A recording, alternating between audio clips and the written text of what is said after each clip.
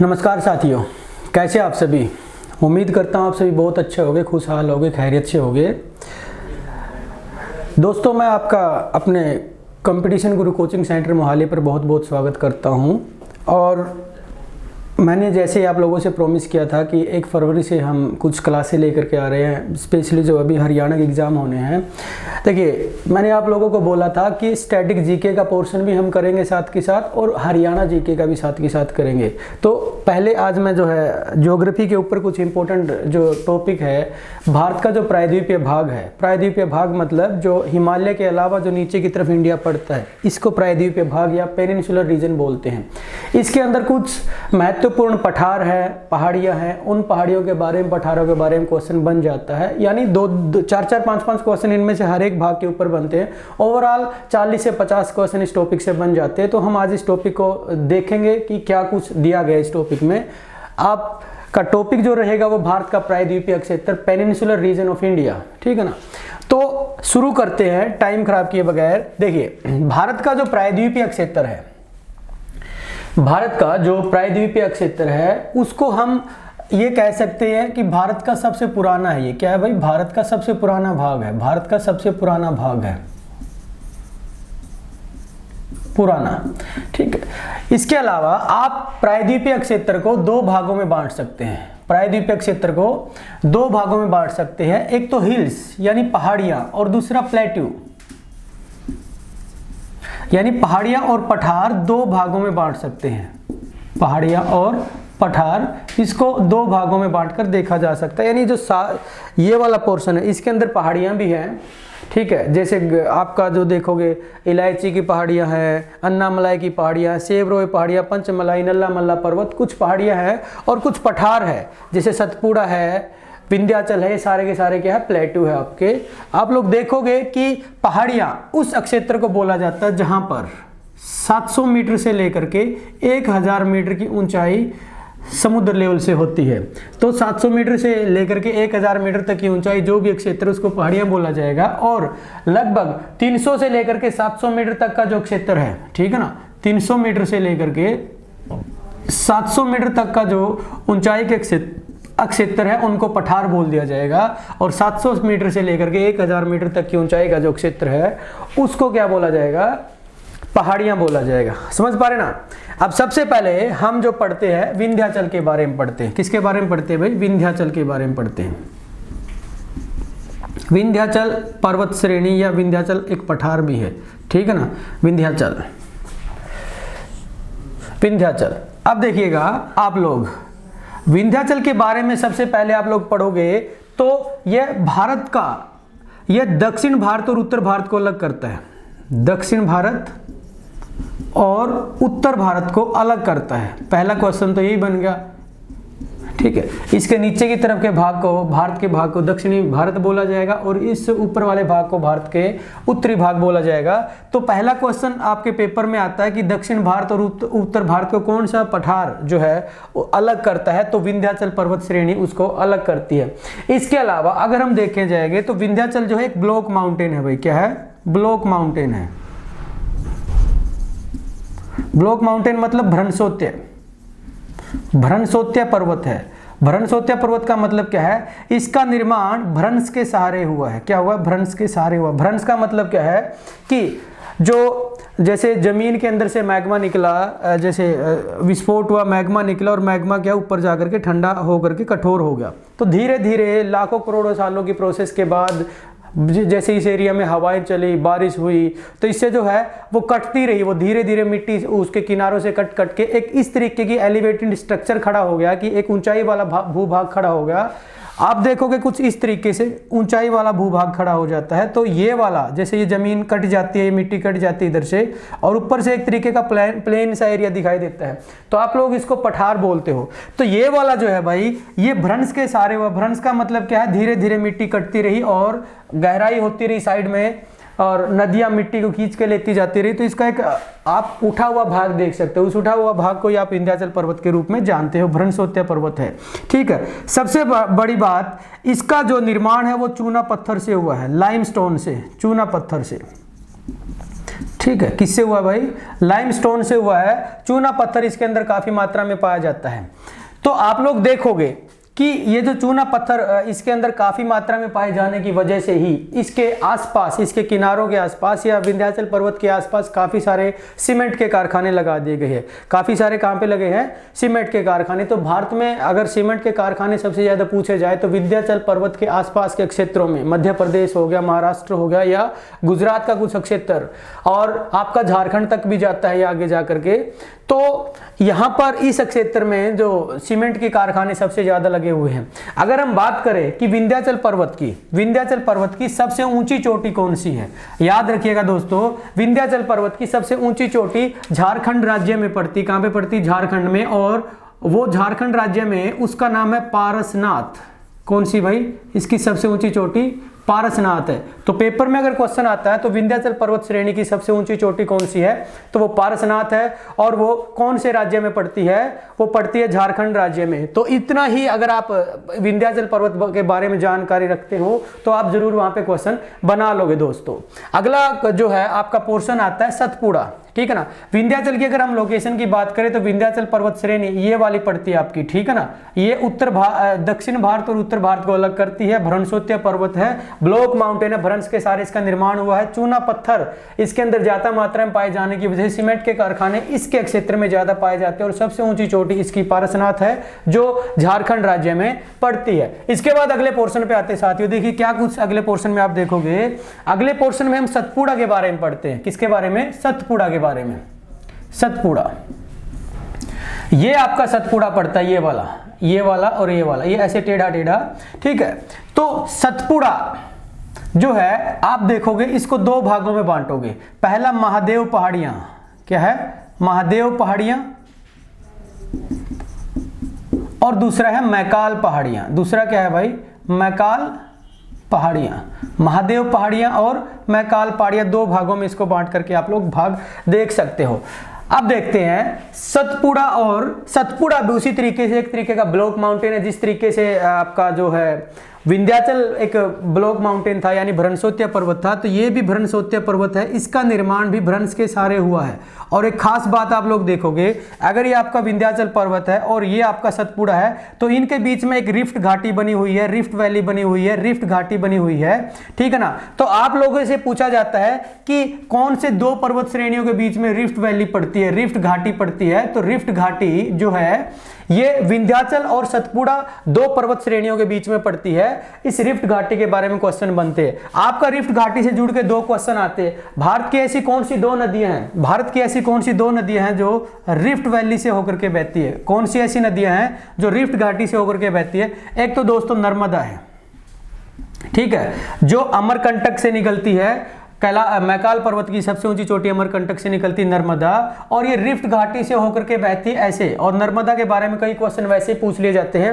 SSC ने question पूछा कि लगभग सीधी चलने वाली भारत की एकमात्र नदी कौन सी है, तो या सबसे कम मार्ग बदलने वाली भारत की एकमात्र नदी कौन सी है, तो वो नर्मदा ही है दोस्तों, ठीक है ना। और इसको मां रेवा के नाम से जाना जाता है। किसके नाम से जाना जाता है? मां रेवा के नाम से भी जाना जाता है। आप लोग याद रखोगे। दूसरी नदी जो है वो है आपकी तापी। तापी या ताप्ती कई जगह बोल देते हैं इसको, तापी। ये जो मैकाल हिल्स के मुल्तई कस्बे से निकलती है और इस तरीके से आप इसको देख सकते हो। तो तापी और नर्मदा दो, ये देखिए, ये आपके भड़ूच एक शहर है। भड़ूच एक शहर, एक जगह है गुजरात में, जहां से ये आकर के अरेबियन सी यानी अरब सागर में गिर जाती है। और तापी आपका सूरत से थोड़ा सा आगे आकर के वो किस में गिर जाती है? आपका जो है अरब सागर में गिर जाती है। तो रिफ्ट वैली से होकर के बहने वाली भारत की दो नदियां कौन सी है? इंपॉर्टेंट क्वेश्चन है साथियों, याद रखोगे। एक नर्मदा और दूसरी तापी, ठीक है ना। नर्मदा को मां रेवा के नाम से भी जाना जाता है मध्य प्रदेश में, ठीक है ना। आगे देखोगे सतपुड़ा के बारे में। सतपुड़ा के बारे में ये तो जान लिया हमने कि आपका जो सतपुड़ा और विंध्याचल दोनों को दोनों भ्रंशोत्य पर्वत ब्लॉक माउंटेन है और इनके बीच में एक रिफ्ट घाटी बनी हुई है, ठीक है ना। जैसे एक ये पर्वत है और दूसरा ये पर्वत है, तो ये एक काफी कई 100 किलोमीटर की चौड़ाई में, कई सौ किलोमीटर चौड़ाई में एक रिफ्ट वैली बनी हुई है, रिफ्ट घाटी बनी हुई है, ठीक है ना। इसके अंदर जो नदियां बह रही है, एक साइड से बह रही है क्या, नर्मदा, और एक साइड से बह रही तापी। वैलीज करके बोला जाता है कि नर्मदा और तापी नदियों के पानी की वजह से कुछ स्पेशल टाइप का वहां पे वनस्पति या कुछ स्पेशल टाइप के जानवर वहां पे पैदा हो रहे हैं एक स्पेशल इन्वायरमेंट के हिसाब से, तो उसको घाटी बोल दिया जाएगा। मैकाल पहाड़ियां, महादेव पहाड़ियां और मैकाल पहाड़ियां, आपसे पूछा जाता है मैकाल पहाड़ियां या महादेव पहाड़ियां किसका हिस्सा है, तो ये सतपुड़ा पर्वत रेंज का हिस्सा है, सतपुड़ा पर्वत श्रेणी का हिस्सा है। पहली बात तो आप लोग ये याद रखोगे। और उसके बाद महादेव पहाड़ियों में ही महादेव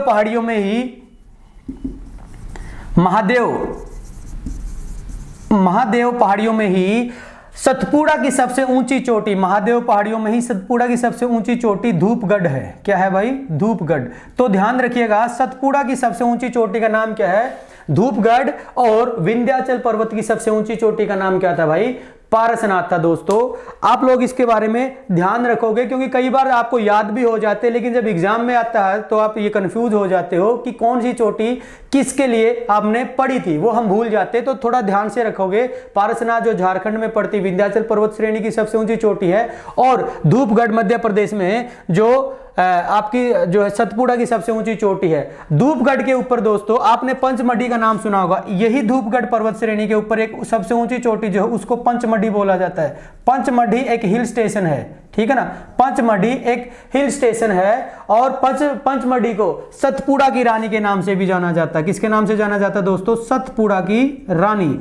सतपुड़ा की रानी किसको बोला जाता है, ये जो धूपगढ़ जो सबसे ऊंची चोटी है, इस चोटी के ऊपर ही एक हिल स्टेशन बनाया गया है, पंचमढ़ी हिल स्टेशन।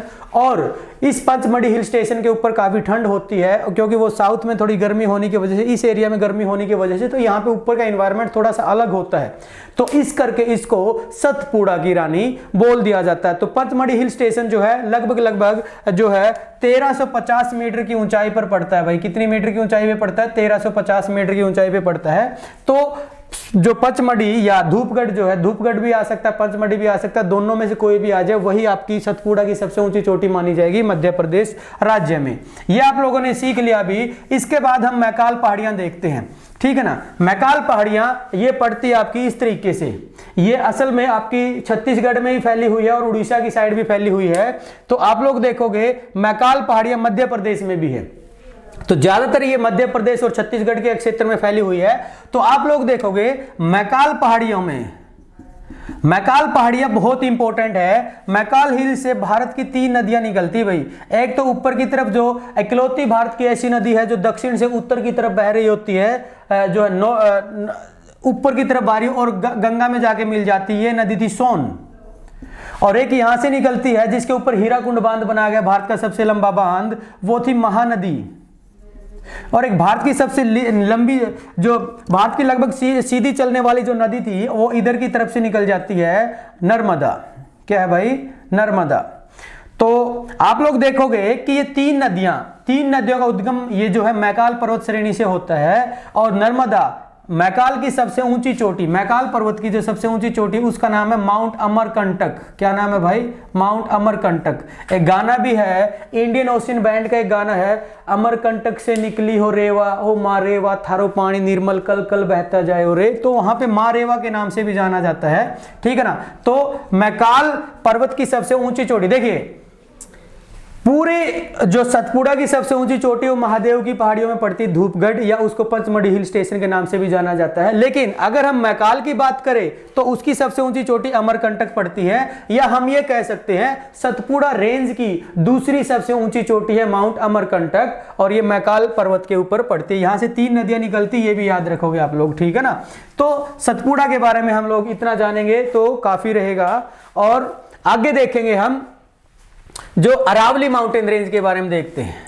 अरावली, ठीक है ना, अरावली पर्वत श्रेणी ये जो है ये लगभग जो आपकी मानसूनी हवाएं आती है, मतलब जून में जो मानसून की हवाएं आती है, जून जुलाई में जब बारिश होनी होती है तो मानसून भारत में सक्रिय हो जाता है, तो ये उसके पैरेलल पड़ जाता है। जैसे इसके ऐसे आई हवाएं और इसके पैरेलल दिशा में पड़ जाने की वजह से ये बहुत ही कम रोक पाता है उन हवाओं को। तो जिस एरिया में राजस्थान में थोड़ी बहुत हवाएं जो पैरेलल नहीं था, जो अड़ गया उनके रास्ते में, तो उस एरिया में थोड़ी बहुत राजस्थान में बारिश हो जाती है और वहाँ से नदियाँ भी निकलती राजस्थान से।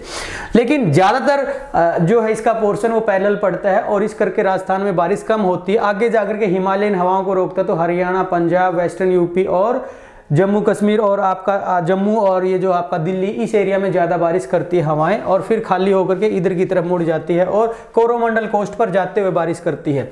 अरावली पर्वत श्रेणी जो है दुनिया की सबसे पुरानी पर्वत श्रेणी है भाई, सबसे पुरानी। वैसे कई बार सबसे पुरानी, तो अगर ये वैसे दूसरी सबसे पुरानी है। सबसे पुरानी अल्पेशियन पड़ती है, जो आपकी कहाँ पे जो है जो उत्तरी अमेरिका महाद्वीप में पड़ती है, अल्पेशियन रेंज।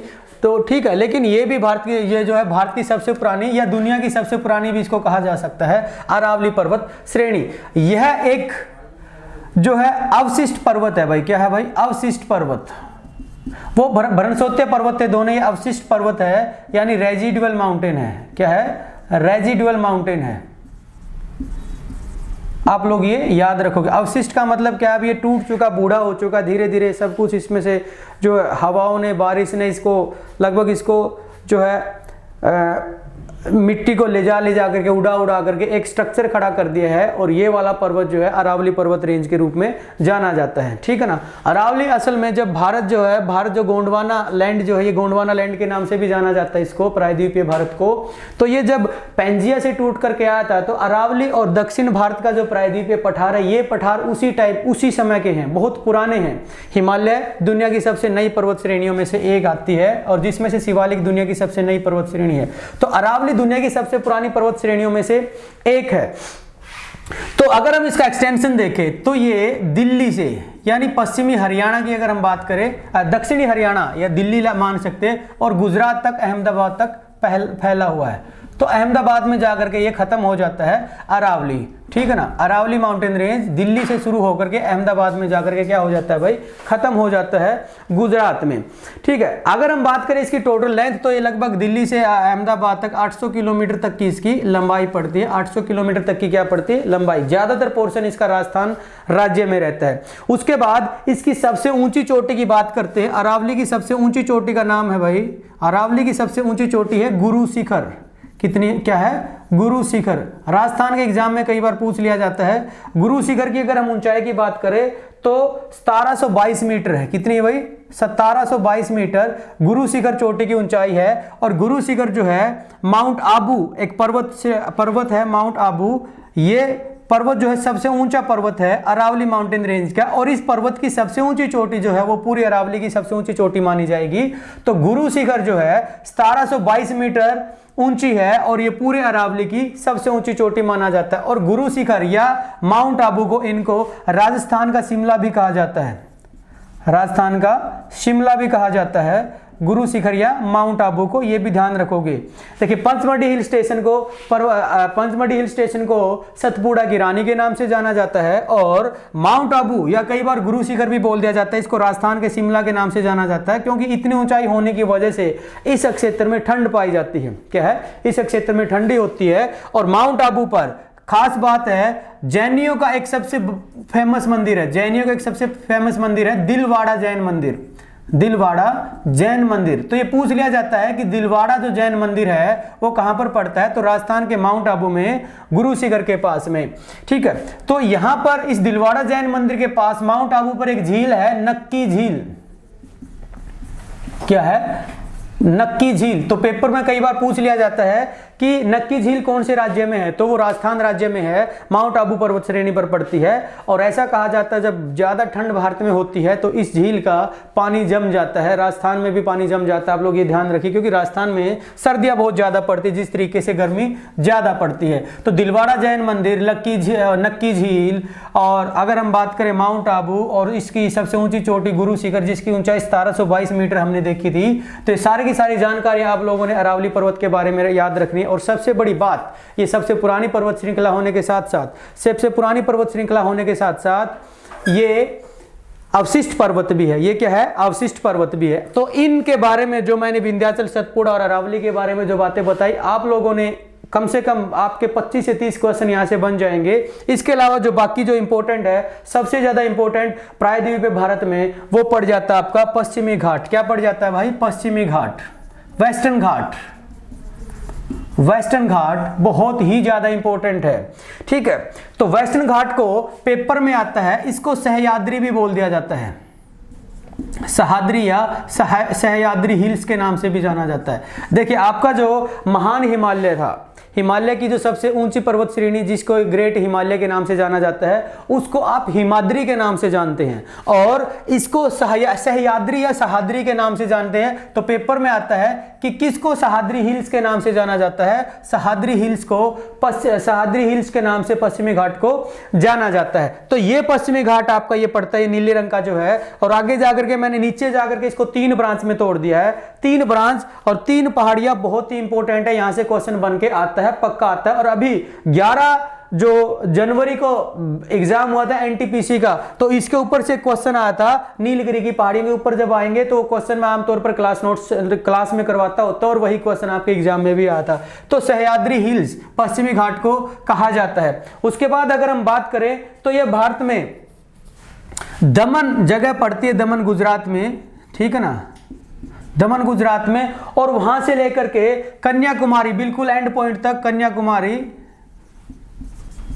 कन्याकुमारी तमिलनाडु तक फैला हुआ है। कहां तक फैला हुआ है? गुजरात से लेकर के तमिलनाडु तक ये पश्चिमी घाट का विस्तार भारत में है। गुजरात से लेकर के तमिलनाडु तक इसका विस्तार भारत में है। तो आप लोग देखोगे कि ये बहुत ही लंबी पर्वत श्रेणी पड़ जाती हिमालय के बाद।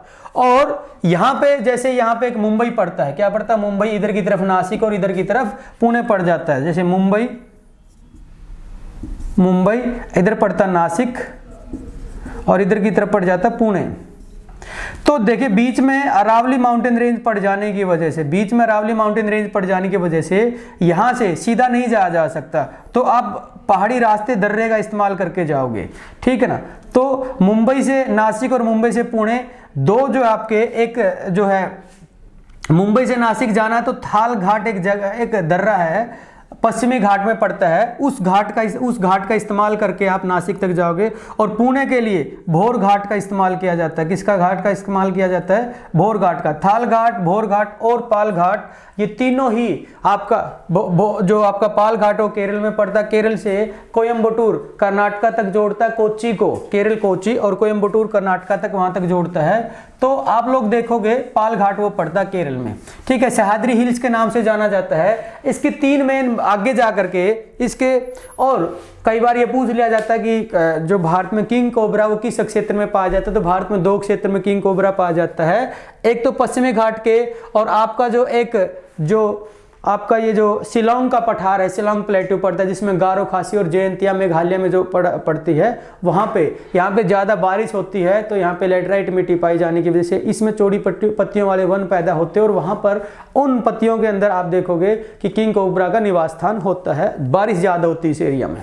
आप देखोगे पश्चिमी घाट जो है, इसकी 3 पहाड़ियाँ नीचे की तरफ पड़ती है, और ये बहुत ही इंपॉर्टेंट है भाई, ठीक है। पश्चिमी घाट की 3 पहाड़ियाँ, पश्चिम घाट की पहली जो है सबसे ऊपर जो पड़ती है, नीलगिरी की पहाड़ियां पड़ती है। कौन सी पड़ती है? नीलगिरी, ये पड़ रही है जहां पे जाकर के नीलगिरी। और उसके नंबर पे दूसरे नंबर पे आती है अन्नामलाई की पहाड़ियां। और तीसरे नंबर पे आती है इलायची या कार्डेमम, जिसको इंग्लिश में बोलते हैं इलायची की पहाड़ियां, कार्डेमम हिल्स इस नाम से। इलायची की पहाड़ी इसको इस नाम से इसलिए जाना जाता है क्योंकि यहाँ पे इलायची का उत्पादन भारत में किया जाता है। अब सबसे पहले इसकी नीलगिरी की पहाड़ियों के बारे में बात करते हैं। तो पेपर में क्वेश्चन आता है कि पश्चिमी घाट और पूर्वी घाट, ये आपका पूर्वी घाट पड़ता है और ये पश्चिमी घाट, ये एक दूसरे से कहां पर मिलते हैं? इनका संगम कहां पे होता है? तो नीलगिरी की पहाड़ियों में इन दोनों का संगम होता है। पश्चिमी घाट और पूर्वी घाट नीलगिरी की पहाड़ियों में एक दूसरे से मिलते हैं। ये कुछ क्वेश्चन है जो ऑन बोर्ड नहीं लिखवा करके मैं मुंह से बोल रहा हूं, आप लोग सुन रहे हो। अगर आपको समझ में आ रहा है तो आप इसको लिखना चाहो तो लिख लीजिए, अगर नहीं लिखना चाहो तो 2-3 बार बार इस वीडियो को देखोगे तो आप लोगों को सारा का सारा कंटेंट याद हो जाएगा, कोई प्रॉब्लम नहीं आएगी आप लोगों को, ठीक है। तो पश्चिमी घाट नीलगिरी की पहाड़ियों में पश्चिमी और पूर्वी घाट दोनों एक दूसरे के साथ मिलते हैं। और नीलगिरी की अगर हम बात करें तो भारत के 3 राज्यों में इसका एक्सटेंशन है, कर्नाटक, तमिलनाडु और केरल में। कर्नाटक, तमिलनाडु और केरल में, इन 3 राज्यों में ये फैली हुई है। और नीलगिरी की अगर हम सबसे ऊंची चोटी की बात करें, नीलगिरी की सबसे ऊंची चोटी है भाई, नीलगिरी की बात कर रहा हूं मैं, पश्चिमी घाट की बात नहीं कर रहा। नीलगिरी की सबसे ऊंची चोटी जिसका नाम है डोडा बेटा, क्या पर है, डोडा बेटा। नीलगिरी की सबसे ऊंची चोटी डोडा बेटा है। अगर हम इसकी ऊंचाई की बात करें तो 2637 मीटर है, 2637 मीटर इसकी ऊंचाई पड़ती है। और डोडा बेटा जो है पूरा आपका जो दक्षिण भारत है, पूरा दक्षिण भारत जो है इसकी दूसरी सबसे ऊंची चोटी पड़ती है। ये दूसरी सबसे ऊंची चोटी कई बार पूछ लिया जाता है, पहली तो हर किसी को याद होती, कई बार दूसरी पूछ लिया जाता है। तो 2637 मीटर ऊंचाई है डोडा बेटा। अगर हम बात करें तो ये कहां पर पड़ती है, तो ये तमिलनाडु में है। डोडा बेटा कई बार पूछ लिया जाता है कौन से राज्य में है, तो तमिलनाडु राज्य में है डोडा बेटा, ठीक है ना, तमिलनाडु राज्य में है डोडा बेटा। नीलगिरी की सबसे ऊंची चोटी है। अगर हम बात करें तो नीलगिरी एक हिल स्टेशन भी है भाई, नीलगिरी क्या है, एक हिल स्टेशन भी है। इसके ऊपर एक हिल स्टेशन का निर्माण किया गया, आपने ऊटी का नाम सुना गया, Ooty, OOTY, Ooty hill station का आपने नाम सुना होगा। तो ऊटी हिल स्टेशन आपका इस डोडा बेटा के ऊपर ही पड़ता है, ऊटी हिल स्टेशन। और इसको साउथ में उदग मंडलम के नाम से जाना जाता है, उदग मंडलम, यानी तमिलनाडु में इसको उदग मंडलम के नाम से जाना जाता है। नेशनल लेवल पे इसको हम ऊटी के नाम से जाना जाता है। ऊटी एक हिल स्टेशन है तमिलनाडु राज्य में, उदग मंडलम यानी डोडा बेटा के ऊपर ही ये बनाया गया है, ठीक है ना। इसको उदग मंडलम भी जाना जाता है, उदग मंडलम भी कहते हैं ऊटी हिल स्टेशन को, ठीक है ना। तो अगर हम बात करें तो ये किस लिए फेमस है, नीलगिरी की पहाड़ियों में एक जनजाति भी रहती है, इस करके फेमस है। नीलगिरी की पहाड़ियों में तमिलनाडु राज्य में एक जनजाति रहती, टोडा जनजाति, डोडा नहीं टोडा, डोडा बेटा तो इसकी सबसे ऊंची चोटी है। टोडा एक जनजाति है जो नीलगिरी की पहाड़ियों में तमिलनाडु राज्य में सबसे ज्यादा, तमिलनाडु राज्य में क्या करती है, निवास होता है उसका, टोडा जनजाति का। तो तमिलनाडु, टोडा और तमिलनाडु, आप इस तरीके से इसको याद रख सकते हैं। और अगर हम बात करें चाय जो होती है, चाय टी का जो प्रोडक्शन होता है पर हेक्टेयर प्रोडक्शन जो अगर हम बात करें तो सबसे ज्यादा नीलगिरी की पहाड़ियों में होता है भाई। नीलगिरी की पहाड़ियों में प्रति हेक्टेयर उत्पादन चाय का सबसे ज्यादा होता है। और इस तरीके से नीलगिरी के बारे में आपको जो इंपॉर्टेंट जानकारी मैंने प्रोवाइड करवाई, आप इसको समझ पाए होंगे नीलगिरी के ऊपर। हाँ, नीलगिरी का एक खास क्वेश्चन और याद रखोगे, इसको ब्लू माउंटेन के नाम से भी जान, देखिए नील है, नील मतलब ब्लू, ब्लू माउंटेन के नाम से भी इसको जाना जाता है। नीलगिरी को ब्लू माउंटेन के नाम से भी जाना जाता है। ये भी आपका जो 11 जनवरी को जो एग्जाम में अभी क्वेश्चन आया था उसके ऊपर क्वेश्चन बना था। अगला देखते हैं अन्नामलाई। अन्नामलाई जो है ये केरल और तमिलनाडु में फैली हुई है, कर्नाटक से नहीं, ये नीचे की तरफ आ जाती है। ये दूसरे नंबर पे जो देखिए नीलगिरी की पहाड़ियां पहले नंबर पे, दूसरे नंबर पे अन्नामलाई की पहाड़ी और तीसरे नंबर पे इलायची की पहाड़ियां। तो अन्नामलाई जो है ये केरल और तमिलनाडु राज्य में फैली हुई है। कहां पर फैली हुई है, केरल और तमिलनाडु राज्यों में अन्नामलाई की पहाड़ी फैली हुई है। अगर हम बात करें इसके ऊपर, ये क्यों फेमस है, इसके ऊपर दक्षिण भारत, साउथ इंडिया की सबसे ऊंची चोटी ये अन्नामलाई की पर्वत श्रेणी की ही है, सबसे ऊंची चोटी, उसका नाम है अनाईमुदी। क्या है भाई, अनाईमुदी दक्षिण भारत की सबसे ऊंची चोटी है। और अगर हम उसकी बात करें ऊंचाई की तो 2695 मीटर उसकी ऊंचाई पड़ती है। और अनाईमुदी इस पे पड़ती है, ठीक है, यहाँ पर। और डोडा बेटा यहाँ पर पड़ती, डोडा बेटा 2637 मीटर है और ये 2695 यानी लगभग 60 मीटर ज्यादा ऊंचाई पड़ जाती है इसकी। तो ये दक्षिण भारत की सबसे ऊंची चोटी। और दूसरी सबसे ऊंची चोटी जो पड़ती है डोडा बेटा पड़ती है, अनाईमुदी दक्षिण भारत की सबसे ऊंची चोटी के रूप में आप देखोगे, ठीक है ना। तो अनाईमुदी जो है ये दक्षिण भारत की सबसे ऊंची चोटी है। और अगर हम बात करें तीसरे नंबर पे तो इलायची की पहाड़ियां आती है। देखिए नीलगिरी, अन्नामलाई और इलायची की पहाड़ियां, तीनों की तीनों पहाड़ियां आपकी पश्चिमी घाट का ही भाग हैं। और लास्ट में अगर हम देखें तो इलायची की पहाड़ियां आती है। इलायची की पहाड़ियों में यहाँ पर इलायची का उत्पादन किया जाता है और ये पश्चिमी घाट की दक्षिणतम पहाड़ियां हैं। अगर हम बात करें तो ये पूरे भारत की दक्षिणतम है, ठीक है, साउदर्न मोस्ट, दक्षिणतम, यानी इसके बाद और कोई पहाड़ियों की श्रृंखला भारत में है नहीं। तो क्वेश्चन यहाँ से ही बन जाता है कि भारत के आखिर में दक्षिण में पहाड़ियाँ कौन सी पड़ती है, तो इलायची की पहाड़ियाँ पड़ती है, पश्चिमी घाट का ये हिस्सा है और इलायची यहाँ पर सबसे ज़्यादा पैदा होती है। अगर हम भारत में इलायची के प्रोडक्शन की बात करें तो इलायची का प्रोडक्शन भारत में सबसे ज़्यादा केरल राज्य में किया जाता है। तो ये वेस्टर्न घाट के बारे में आपने चीज़ें देखी। अब लास्ट वाला जो पोर्शन बचता है आप लोगों का साथियों, वो पड़ता पूर्वी घाट। क्या पड़ता है भाई? पूर्वी घाट। पूर्वी घाट के बारे में सुनने के बाद आप लोग इस जो प्रायद्वीपीय भारत की कुछ ओवरऑल जानकारी ले पाओगे। देखिए, दक्षिण भारत में बहुत कुछ करवाने को है। अभी मैं आप लोगों के लिए एक ही टॉपिक लेके आया हूं, भारत का प्रायद्वीपीय क्षेत्र, पेनिनसुलर रीजन ऑफ इंडिया। अब देखिए पूर्वी घाट के बारे में देखते हैं भाई, ठीक है। हमने ये तो देखा पूर्वी घाट और पश्चिमी घाट आपका जो नीलगिरी की पहाड़ियों में मिलते हैं एक दूसरे से। तो अगर हम बात करें तो इसकी सबसे ऊंची चोटी, ठीक है, इसकी सबसे ऊंची चोटी का नाम है अरोयाकोंडा। क्या है भाई? अरोयाकोंडा। अरायाकोंडा आंध्र प्रदेश में पड़ती है, अरायाकोंडा यहाँ पर आंध्र प्रदेश में पड़ती है। और अगर हम ऊंचाई की बात करें तो अरायाकोंडा 1680 मीटर ऊंची है, 1680 मीटर अरायाकोंडा ऊंची है। और पूर्वी घाट की दूसरी सबसे ऊंची चोटी, पहली सबसे ऊंची चोटी अरायाकोंडा पड़ती है और दूसरी सबसे ऊंची चोटी जो पड़ती है वो आपकी ये आंध्र प्रदेश में पड़ती है, अरायाकोंडा। और दूसरी सबसे ऊंची चोटी जो है महेंद्रगिरी है। क्या है भाई? महेंद्रगिरी दूसरी सबसे ऊंची चोटी है। महेंद्रगिरी की ऊंचाई 1501 मीटर पड़ती है। महेंद्रगिरी की ऊंचाई कितनी है? 1501 मीटर पड़ती है। ये पूर्वी घाट की दूसरी सबसे ऊंची चोटी है। इसकी पूर्वी घाट की सबसे ऊंची चोटी अरायाकोंडा है और ये उड़ीसा में पड़ती है। जो महेंद्रगिरी कहाँ पे पड़ती है? उड़ीसा में। और जो अरायाकोंडा है वो आंध्र प्रदेश में पड़ती है। तो पूर्वी घाट के बारे में कुछ ज्यादा पढ़ने को है नहीं, तो आप लोग बस एक मिनट और लूंगा मैं आप लोगों का, और आप लोग देखिए पूर्वी प्रायद्वीपीय भारत के क्षेत्र के बारे में लगभग सारी जानकारी ले पाए होंगे। पूर्वी घाट तो कुछ पर्वत है जो आप लोगों ने याद रखने हो, किस किस का भाग है और कौन कौन से राज्य में पड़ते हैं, ये आप लोगों ने देखिए पहला आपने याद रखना नल्ला मल्ला पर्वत। दूसरे नंबर पे आपने याद रखना है नल्ला मल्ला के बाद पालकोंडा पर्वत, पालकोंडा पहाड़ी या नल्ला मल्ला पहाड़ी लिख लीजिए उसको, पालकोंडा पहाड़ी। तीसरे नंबर पे आप देखोगे वैलीकोंडा, बस एनाकोंडा नहीं है, वैलीकोंडा पहाड़ी। नल्ला मल्ला देखिए ये रहा, और जो है पालकोंडा, वेलीकोंडा। उसके बाद चौथे नंबर पे अगर हम देखेंगे तो जावेदी, सिरोय और पंचमलाई। जावेदी पहाड़ी, पांचवें नंबर पे सिरोय पहाड़ी और छठे नंबर पर पंचमलाई पहाड़ी। ठीक है, तो ये पहाड़ी जो है आप लोग याद रखोगे।